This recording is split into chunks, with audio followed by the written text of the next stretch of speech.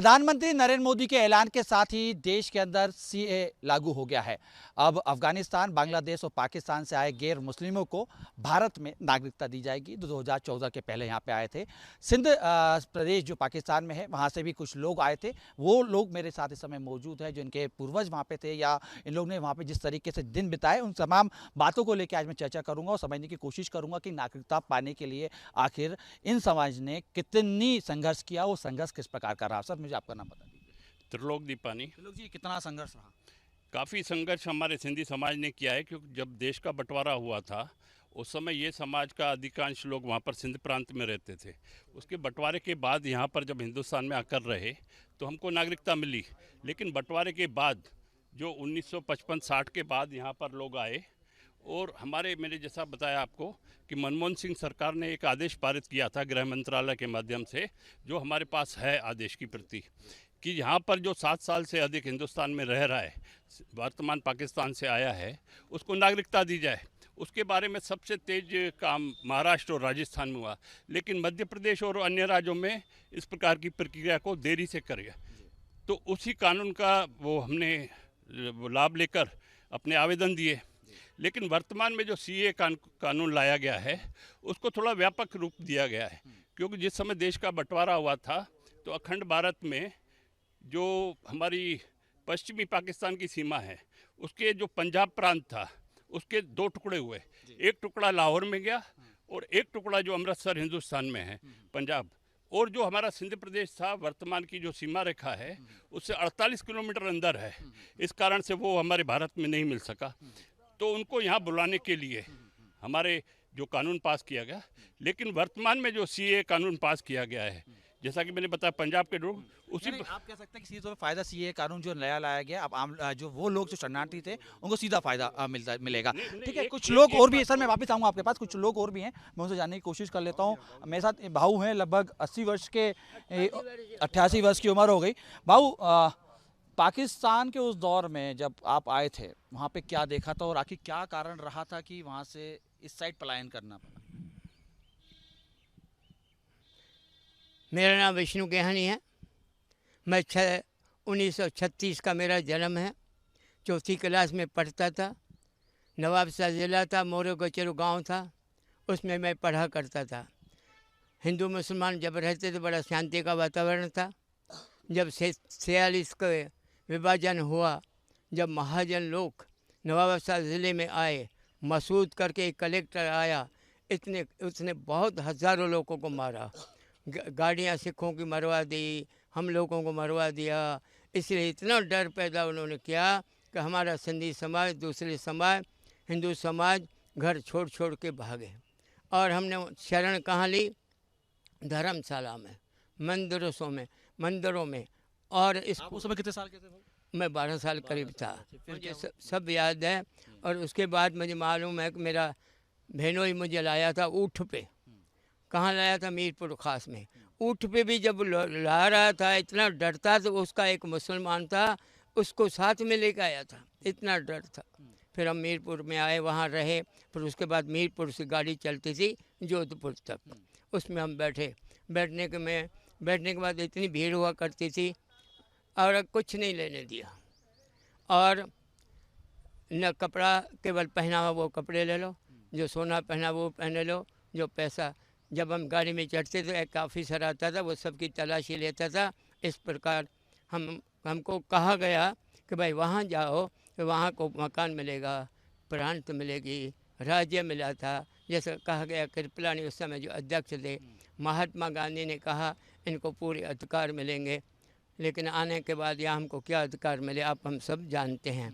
तो वहाँ आने के बाद जब हमको कहाँ रहाया गया? जोधपुर मारवाड़ स्टेशन थे। फिर हमारी देवली कैंप थी, वहाँ रखा गया और हमको राशन मिलता था। फिर भोपाल ये सी स्टेट था। जब हम यहाँ आए तो इसरानी करके, इसरानी मार्केट है, इसरानी कमिश्नर था उस समय, तब हम यहाँ आए थे। 10 जो ट्रेनें आई थी देवली कैंप करके यहाँ आई थी। 10 ट्रेनों में हम यहाँ लोग आए थे। कुल सिंध से हम लोग 13 लाख आए हैं।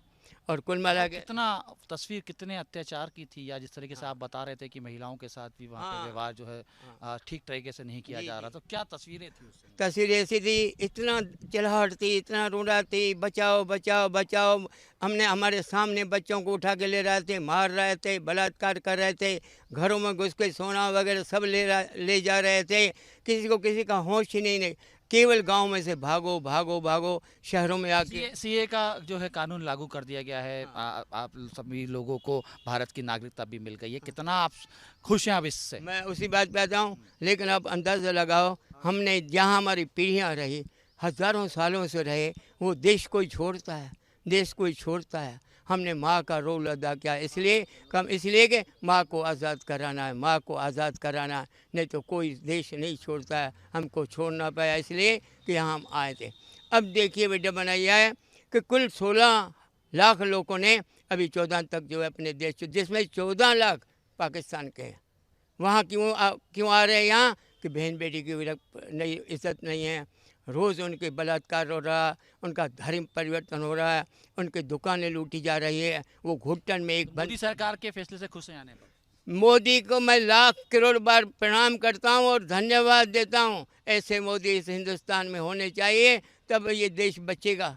इसलिए मैं मोदी को प्रणाम करता हूँ, और जो 14 के बाद भी आए हैं उनको भी नागरिकता दे। मोदी को मैं प्रणाम करता हूँ, नहीं तो उनका क्या भविष्य। वहाँ तो रह नहीं पा रहे हैं, इस्लाम का देश है बांग्लादेश, और आपका पाकिस्तान और अफगानिस्तान सब इस्लामी देश हो गए हैं, वहाँ हिंदू रह नहीं पा रहे। मैं वापस आपके पास आता हूँ, कुछ महिलाएं भी हैं, मैं उनसे बात कर लेता हूँ।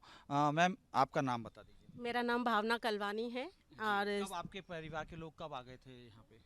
काफ़ी साल हो गए। जब भी हमारे दादा दादी हमारे साथ बैठते थे तो वो बातें बताते थे कि किस तरह से हमें सिंध से भगाया गया। वहाँ हमारी इतनी ज़्यादा प्रॉपर्टी होती थी, राजाओं की तरह रहते थे, लेकिन जब यहाँ आए तो शुरुआत में तो हमारी भिखारियों जैसी हालत हो गई थी। दर दर भटक रहे थे, एक दूसरे से मांग कर हम लोग अपना जीवन गुजारा बसर कर रहे हैं। ये कानून जो लागू कर दिया गया, उसको लेकर कितनी खुश है? हम लोग बहुत खुश हैं। हम सरकार का अभिवादन करते हैं, उनका धन्यवाद बोलते हैं कि आज उन्होंने हमें नागरिकता दे दी, जो हम इतने सालों से चाह रहे थे कि हमारे अपने देश में हमें अपनी नागरिकता मिले। तो हम इसका स्वागत करते हैं। अभिवादन सरकार का बहुत बहुत धन्यवाद। आपका नाम बता दीजिए। मेरा नाम साक्षी टिलवानी है। मैम, कब आ गए थे आपके परिवार में? मेरे दादाजी आए थे, काफ़ी साल उन्होंने वहाँ रहे थे, सिंध पाकिस्तान में रहे थे। वो बताते थे कि वहाँ पर उन्होंने बहुत ही प्रताड़ित उन्हें किया जाता था, बहुत ही परेशान किया जाता था। बाद में लास्ट में उन्हें घरों से निकाला गया था। तो वो लोग जैसे ट्रेनों में आए तो ट्रेनों में इतने लोग भर भर के आए थे कि उनको मतलब वो सामान रखने तक की जगह नहीं थी, बहुत परेशान हुए थे। और यहाँ पर फिर आए तो यहाँ पर भी उनको ज़मीन नहीं मिली थी। अभी तक भी मतलब काफ़ी लोग पट्टे पे रह रहे हैं जिनके पास अपनी खुद की ज़मीन नहीं है। तो सीए का जो कानून ला दिया गया है, कहीं ना कहीं अब तमाम जो वो लोग जिनको अभी तक नागरिकता नहीं मिल पाई थी, लेकिन अब अपने देश में गैर मुस्लिम लोगों को भी नागरिकता दे दी जाएगी, कितना आप संतुष्ट हैं इस फैसले? सीए का जो कानून जो लागू हुआ है उसके लिए मैं प्रधानमंत्री जी को धन्यवाद करना चाहती हूँ। सीए के कानून के अंतर्गत उन्होंने कहा है कि जो लोग 2014 से पहले आए हैं, है ना, उनको ये पूरा अधिकार मिलेगा, लेकिन 2014 के बाद जो लोग हैं उनको भी मिलना चाहिए। उनको भी मिलना चाहिए। ठीक है, हाँ। मैम, आपका नाम मुझे बता दीजिए। दीक्षा रामरानी। मैम, क्या कहना चाहेंगे इस कानून को? इस कानून के पारित होने से सिंधी समाज में बहुत ही खुशी का माहौल है, और सभी लोगों ने, सिंधी समाज ने सोमवार के दिन आतिशबाजी करी और मिठाई भी वितरित की, और प्रधानमंत्री जी को धन्यवाद ज्ञापित भी किया गया, क्योंकि उस समय पाकिस्तान में जो हमारा सिंधी समाज है उस प्रांत में काफ़ी तकलीफ़ें हैं, क्योंकि वो लोग वो यहाँ पर आना चाहते हैं, अपने देश में आना चाहते हैं, लेकिन वहाँ के जो नियम है बहुत ही कठिन है। लेकिन अब ये सीए एक्ट लागू होने के बाद उनमें खुशी का माहौल है, वो अपनी भारतीय नागरिकता उम्मीद जगी पाएगी। बिल्कुल उम्मीद की। मैम, आपका नाम बताइए। मेरा नाम सिमरन मोनानी है। मैम, क्या कहना चाहेंगे, कब आपके परिजन कब आ गए थे वहाँ से? जी, हमारे पूर्वज बताते हैं, जैसे हमारे दादा दादी बहुत साल पहले आए थे जब वो ट्रेनों में भर के आए थे, और वहाँ पर वो तंबू लगा के मतलब रहे थे। उनके पास रहने के लिए प्रॉपर निवास भी नहीं था कि वो रह सकें, और मूलभूत सुविधाओं को प्राप्त करने के लिए उन्हें बहुत दूर तक जाना पड़ता था, बहुत संघर्ष किए। और जो भी महिलाएं थी उनका धर्म परिवर्तन कराया गया ज़बरदस्ती, और जो धर्म परिवर्तन नहीं कर रहे थे उनको मार दिया जा रहा था। तो ये नागरिकता जो CA act, citizenship amendment act से हमें मिल रही है, केंद्र सरकार ने इसे पारित किया है, हम उसका धन्यवाद देते हैं तहे दिल से। जो अफ़गानिस्तान, 3 धर्म हैं, 3 देश हैं, हम बांग्लादेश, वो हमारे क्या हैं, बहु मुस्लिम देश हैं, जहाँ पर जो हमारे अल्पसंख्यक 6 धर्मों के हिंदू, सिख, पारसी, जैन और बौद्ध, उनको जो नागरिकता मिल रही है, तो ये बहुत ही अच्छा कानून लाया गया है ताकि वो अपना जीवन अच्छे से व्यतीत कर सकें। तमाम जो लोग हैं कहीं ना कहीं वो सीधे तौर पे इस बात को कह रहे हैं कि बहुत अच्छा ये कानून है। और सर मुझे आपका नाम बता दीजिए। महेश प्रेमचंदानी है। अभी भी कोई लोग परिजन मेरे मुझे मालूम है वहाँ पे पक्ष रहते के लोग वहाँ रहते हैं। और प्रैक्टिकल दिक्कत ये है कि वहाँ का आदमी इधर आना चाह रहा है, हिंदू जो है पूरे इन मुल्कों में जहाँ भी समस्याएं हैं, समस्याओं से तो सबको वाकिफ़ है, पर उसका हल नहीं निकल रहा था। तो उसको यहाँ आने के बाद जो है यहाँ उसको 6 महीने की वीज़ा मिलती है, 6 महीने बाद उसको एक्सटेंड करता है। ऐसा करते करते जब वो 7 साल रहता है तब वो परमानेंट नागरिकता के लिए अप्लाई करता है। अब 7 साल में उसकी जो यदि कोई सक्षम व्यक्ति है, उसके बाद फाइनेंशियली साउंड है, तो वो अपने पैसों से बैठ के खा लेता है। पर जो नहीं है, जो रोजगार कर रहा है, तो रोजगार भी नहीं कर सकता क्योंकि पाकिस्तानी सिटीजन है। तो क्या हालात है अभी, क्या बताते हैं आपके ससुराल के लोग? हालात क्या है साहब, वहाँ उन्होंने लोगों ने समझौता कर लिया है और जो प्रॉपर्टियाँ वो बेच के आना चाह रहे हैं तो उनकी प्रॉपर्टियाँ नहीं बिक रही है, वाइंड अप नहीं कर पा रहे हैं, बिजनेस वाइंड अप नहीं कर पा रहे हैं। अब इससे क्या होगा कि डायरेक्ट आप ऑनलाइन अप्लाई करोगे। दूसरा, विदेश पाकिस्तान बांग्लादेश से जो भी आएगा उसको पासपोर्ट चाहिए, पाकिस्तानी नागरिक है। अब इसमें पासपोर्ट की जरूरत नहीं है, डायरेक्ट अप्लाई करेगा, इंडियन गवर्नमेंट उसको पासपोर्ट देगी, वो आ जाएगा। ठीक है, यानी आपको लगता है कि सीए का जो नया संशोधन हुआ है, जो पुरानी गलतियां हुई गांधी के टाइम पे, उनको जो गलतियां हुई दैट टाइम उसको ठीक करने का प्रयास किया गया है। किस हद तक प्रयास सफल रहा? प्रयास से ये होगा कि जो हमारे वहाँ अल्पसंख्यक जो अपन हिंदू हैं वहाँ, उनको वहाँ मूलभूत सुविधाएं और वो जो नागरिकों का अधिकार है वो नहीं है, तो यहाँ आने से उसको सपोर्ट मिलेगा। दूसरा, उससे ये होगा कि इसमें बाकी सबको दिया है मुस्लिम को छोड़ के। ठीक है, तो कहीं ना कहीं ये कि सीए में जो संशोधन हुआ है काफ़ी हद तक ठीक आप इसको मान रहे हैं। सर आप बता रहे थे कि जिस तरीके से कि वहाँ पे बड़ी जमींदार थे, आप काफ़ी खुश रहा, क्या परिजन बताते थे कि किस समय उस समय क्या हालात थे और ख़ासतौर पे अब सीए को लेके कैसे हालात बनते हुए दिखाई? सिंध में जो सिंधी यानी हिंदू परिवार थे, सिंध में तो सिंधी सभी बोलते हैं, मुस्लिम भी बोलते हैं, हिंदू भी बोलते हैं। तो जो हिंदू थे हमारे जो विभाजन हुआ इसी आधार पर हुआ था कि मजहब के आधार पर। तो इसका मतलब वहाँ के जो हिंदू थे वो यहाँ आ जाएं, यहाँ के मुसलमान वहाँ चले जाएं। परंतु किसी राजनीतिक कारण से, गांधी जी कारण से मुस्लिम लोग तो उतने गए नहीं, पर हिंदुओं को वहाँ पर आना पड़ा। कितना आप लगता है कि ये अब कहीं ना कहीं सीए तौर पे है? अच्छा नहीं, ये देखिए ना, एक तो वहाँ पर से जो लोग आए, पहले आए हैं, जैसे मेरे जो भाई ने बताया कि 6-6 महीने का उनका वीज़ा एक्सटेंड करना पड़ता था, वो बड़ी तकलीफ थी। अब ये हो गया कि जो 7 साल 2014 में जो आ चुके उसके पहले, उनको तो आसानी से उनको ऑनलाइन हो गया, उनको ऑनलाइन उनको मिल जाएगा। संशोधन को सही मानता है कि संशोधन हुआ? बहुत अच्छा है, बहुत अच्छा है इस देश के लिए, उनके जो वहाँ परेशान हो रहे हैं उनके लिए। इतना सब कुछ छोड़ करके हम लोग जैसे आए थे, हमारी सारी प्रॉपर्टी वहाँ पर, बहुत बड़ी प्रॉपर्टी होती थी, ज़मीनें थी वहाँ पर हमारी, वो सबको छोड़ के आना पड़ा। और हमको यहाँ पर कंपनसेशन उतना मिला नहीं, थोड़ी सी ज़मीन दे दी है, थोड़ा सा कुछ दी। यहाँ जो संत नगर में यहाँ पर इस समय जो पुराने लोग आए हुए हैं, उनको जो रहने के लिए हमको ये जो सेकेंड वर्ल्ड वार के जो बैरकें थी उनको दी गई थी, खाली थी, तो 500-700-800 रुपये में ऐसे करके दी थी।